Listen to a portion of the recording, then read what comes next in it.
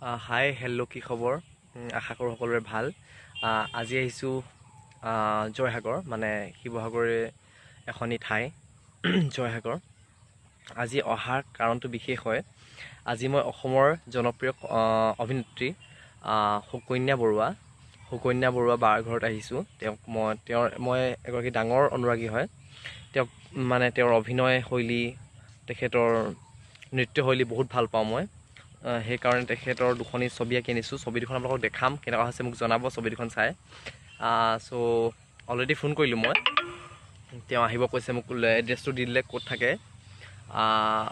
থাকে মই নকওঁ বাৰু তেওঁলোক যিহেতু সেইটো মানা আছে তথাপিতো মই আজি যাম জয়সাগৰতে আছোঁ জয়সাগৰে বৰ্তমান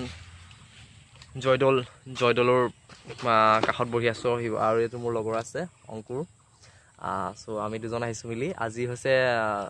আজি চেৰা বিহু সাত বিহুৰে এটা দিন সেইদিনাখন এটা বিশেষ দিনত আহিলোঁ চ' চাই থাকক ভিডিঅ'টো কেনেকুৱা হৈছে কি কথা বা হওক এক্সপ্ৰেশ্যন ফটোখন দেখি কেনেকুৱা কৰে তেওঁ বা ভাল পায় নে বেয়া পায় বা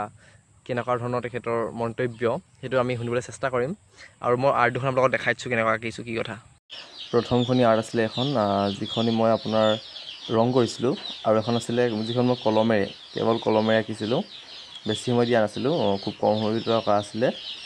এই দুখন এতিয়া সুকন্যা বাক দেখাওঁ আৰু তেখেতলৈ বুলি সৰু উপহাৰ দুটিও ল'লোঁ এখনি গামোচা